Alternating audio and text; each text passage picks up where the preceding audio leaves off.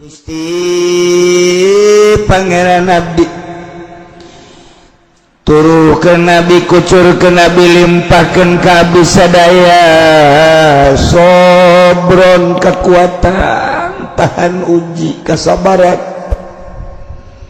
ketika ancaman-ancaman Fir'aun dilaksanakan ka kami, wa tawaffana muslimin, jeung abdi mamaotan ku Gusti bari kayan pasrah ka Gusti. Inu hese ge urang pasrah, nu mantek jelema diangkat jadi wali pasrah ka Allah na 100%. Satungtung encan pasrah ka Allah, kajenting zikir bae, maca sholawat bae, naon bae ibadat tahajud, datang ka bariru harideung tarang. Encan pasrah ka Allah moal diangkat jadi wali. Pasrah 100% ka Allah, pasrah eta diangkat jadi wali.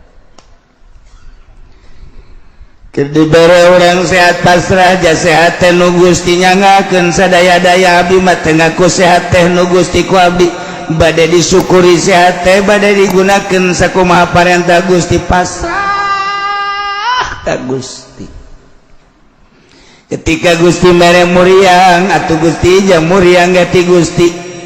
Eueuh hiji panyakit lamun lain ti Gusti, adapun jelema mangan saukur subab-sabab kadaharan subab-sabab, cuaca dengan sakadar subab-sabab jakadaran nu Gusti inuman anu Gusti, cuaca teh nu Gusti, maka tu abdi kuari dibere muriang abdi nu Gusti, panyakit nu Gusti dientupkeun ka abdi anu Gusti nyangakeun sadaya-daya, mangga ieu gering teh ku abdi dipasrahkeun ka Gusti. Keur ngaji mah bener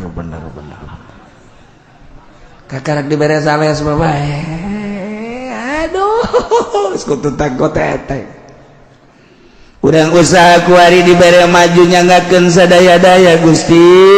Ieu harta janu Gusti, abdi teh nu Gusti dilindeukeun harta ku Gusti ka abdi. Abdi teh kuari keur aya dina nikmat harta mangga ku abdi, maka ku abdi rek disangakeun ka Gusti sesuai jeung parentah Gusti. Moal ku abdi dipake maksiat, menang 2 bulan kemudian bangkrut usahana. Abdi ti Gusti, dagang ge tanagana ti Gusti, kanyaho abdi ti Gusti, relasi-relasi ti Gusti sagala rupa ge jadi gerakeun ku Gusti. Kuari relasi teh daek meuli ka abdi, bos daek kaluarkeun barang ka abdi, padahal mah duit aya di abdi, sagala rupa aya di abdi, tapi eueuh kesempatan ieu teh nang Gusti deui. Boro-boro bos ngaluarkeun barang nu aya ge dibawaan ku batur, ludes kabeh rugi, nyangakeun sadaya-daya ka Gusti. Dukun moal maju, lamun pasrah kieu dukun moal maju, pasrah jasa. Gusti abdi boga ka Bogor geus sataun, abdi bebenean jeung manehanana, geus aya janji setia sehidup semati. Abdi teh geus janji ka cai jadi saleuwi ka darat jadi salogak, tapi ternyata Gusti aya cocodot. Bebene abdi dibawa ku cocodot, jangakeun sadaya-daya abdi nu Gusti, itu bebene abdi nu Gusti, cocodot ge nu Gusti. Mangga abdi madak neangan gantina bae, jayakeun urang Lampung putih geulis sanajan galak. Pasrah ka Gusti guys. Masyaallah. Eueuh pasrah kitu. Nah, eta keur carita-carita kos kitu tah, kuari salat pasrah. Urang hese pasrah kan. Urang mah ieu nangtung teh urang mah maksakeun, ruku maksakeun lain pasrah. Sujud ge urang mah maksakeun lain pasrah. Babacaan ge urang mah maksakeun lain pasrah. Oh, mau boga janji mah. Urang salat magrib baju ditungguan ku jeung tungguan ulah Gusti aing salat teh aya ke pangeran. Soalnya pada Allahu Akbar, bowling, assalamualaikum, siap. Kita sholat kos gitu jasa. Enggak sholat, gas. Cepat amat, jumping kan.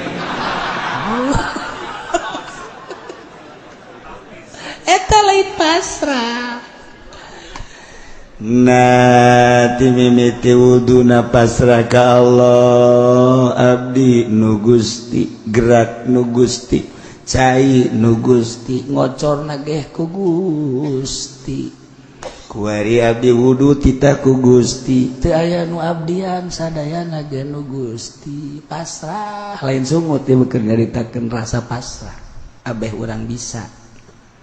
Mulai beres ngala wudu terus orang make baju Gusti dititah nage katuheula tayamun ngaranna ngasupkeun baju nage katuheula terus kenca terus dikacingkeun ku urang ieu make baju teh Gusti karena Gusti lain karena sasaha anu intina mah ieu teh nutupan aurat deka Gusti.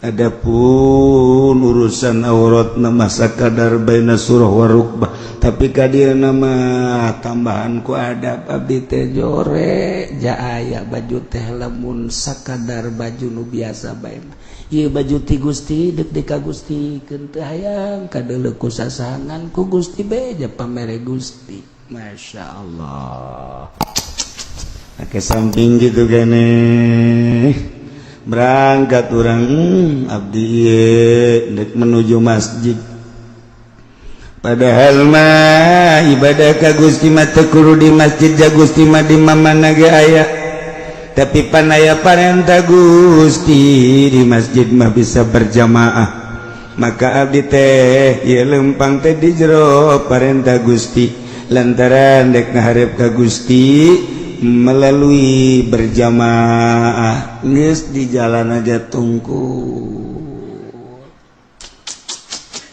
di imah deka masjid teh sangkilang aya zimba ge teu kadeuleu ku urang kecuali susuna gede siapa kitu bae sih pasrahna setengah-setengah untuk ngamande ka masjid nala susu ngajebleh atuh tahiyatna ge lain asyhadu alla ilaha illallah nunjuk ka Allah orangan ingat ka susu gejebleh teu beres Ulah lu baleul wakliat Allah pereu datang ke masjid pasrah urang belajar pasrah teh hese belajar pasrah hese lamun urang geus bisa belajar pasrah leuleus awakna awak leuleus pasrah teh leuleus sebab nu pasrah mah kan leuleus nu pasrah mah leuleus embe deuk dipencit pasrah leuleus tapi embe deuk dipencit berontak bo dicekelan kuduan ku tiduan kobatan gak wasek eta berontak ngaran tapi lamun pasrah leuleus urang be contoh urang lamun pasrah leuleus ka Allah leuleus geus atuh urang ku ari manantung Gusti masjid nu Gusti nangtung na ge teh ti Gusti Gusti mah maha uning aja abdi teh ciptaan Gusti dilempangkeun ge ku Gusti ditangtungkeun teh ku ari di dieu ku Gusti teu kudu bebeja sabenerna mah ka Gusti Gusti mah maha uning nu mantak Muhammadiyah mah langsung Allahu Akbar Wahabi mah langsung Allahu Akbar salah teu salah Muhammadiyah teu make usuli teu salah langsung aja Allah mah nyahueun dia Allahu Akbar mantek Muhammadiyah hebat itu asana sia jadi Muhammadiyah kabeh Wahabi ge Allahu Akbar kok urang mah make usuli tamrina ieu teh ngalempengkeun hate aing geus lempeng mah ka hate ulah usuli dilempengkeun hate teh menghadap ka Gusti Allah besi ngolembar diusolikeun sholli fardhul maghribi salat rakaat usah kitu usoli ge sok anu salah kudu maghrib sholli fardhu subhi aduh tinggal anak nanut ngamakmumpan subuh sih azan kunut enggak ya kan ini maghrib toel mun anak bah salah lain subuh maghrib bah abah ieu keur puyeng emang kunaon bah utang ka bawa ka salat tuh Sholli fardhul maghribi salasa mustaqim. Padahal teu kudu dibejaan atuh Gus. Urang di dinya ge nan Allah, leumpang nan Allah, nangtung nan Allah. Ngan urang. Nah, Allah mandelekeun urang teu asa didelekeun. Allah menyawan urang teu asa dikajauhkeun. Allah mangadenge urang teu asa didengekeun Supaya boga asa, rasa. Mantap kan? Allahu Akbar. Nemah jasa. Bakal kebal salat ge. Ku nemah mah. Sebab Allah na aya keur ngagerakeun urang, keur nelekeun urang. Atuh urang nikmat jeung pangeran. Mulai cara tadi salat tungguan. Sholli Allahu Akbar. Gari maghrib dolin, loh. Dolin, loh. Dolin, loh. Baik, dolin. Beres. Teu asa jeung Allah teh salat kos kitu. Duh, ieu rasa. Ieu ge mantap. Wa tawaffana muslimin. Mautkeun Nabi Gusti dalam keadaan pasrah, maka dilaksanakan penyiksaan terhadap pesihir-pesihir. Mararai pesihir. Kanjeng Nabi Musa berangkat, dituturkan ku 600.000 umat ke bagian utara Mesir, bagian utara berarti ke mengarah ke Israel. Nah, kuari maka caritakeun Raja Firaun ginggiapeun rerenjagan. Aya ge rerenjagan mah bos di mana-mana, endek di sidang rerenjagan. Pejabat di mana-mana endek di sidang rerenjagan. Ka supirna ge nya ngomong, "Lo nyupirin yang bener lo. Ngeremnya jangan sampai gua ngerenjag." Sial ta bos, ngomong ngarejak. Cek supir emang kenapa bos? Udah jangan banyak tanya, gue lagi ngerenjak nih. Lu cari bos lagi lah, sono. Gue pecat lu. Jangan begitu bos. Tapi gue renjagan. Lu ngeremnya nggak bagus, bos. Gak biasa-biasanya kok begini bos renjagan. Jangan banyak ngomong. Seminggu lagi lu lihat di TV tidak ada. Kenapa bos ada di TV? Iya.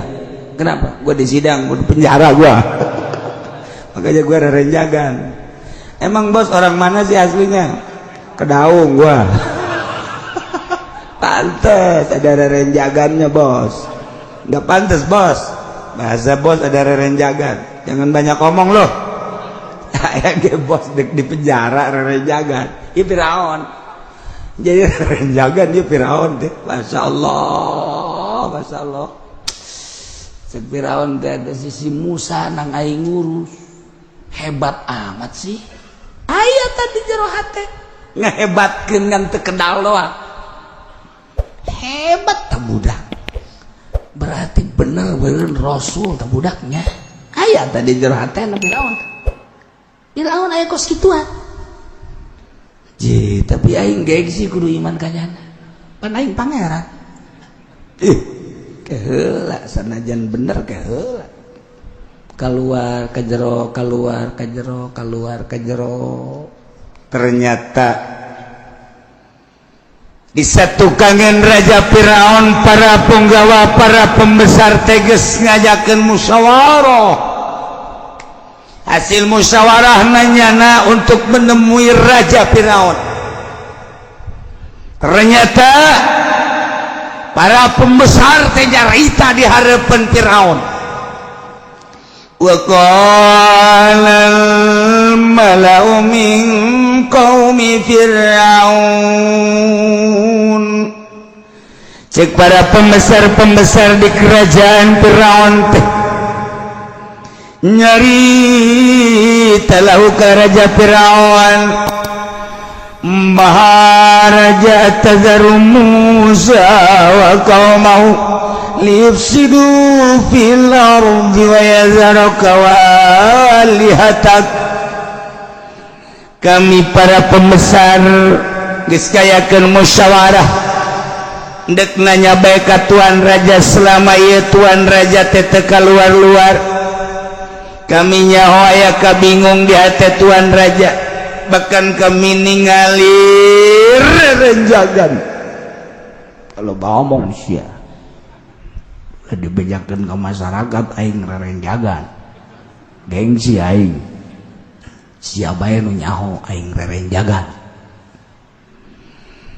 ieu mah lain kitu Raja Firaun eta Musa nu aya di negeri Mesir ieu beuki lila beuki loba pengikutna anu harita bae kajahoan ku urang dihitung teh 500 bahkan 600.000 manusia dengan keistimewaan Musa boro-boro masyarakat biasa pesihir ge iman lamun diantepkeun ieu Musa di negeri urang ieu teh bakalna beak masyarakat iman ka Musa bahkan hampura meureun Tuan Raja ge Tuan Raja bakal dikubahakeun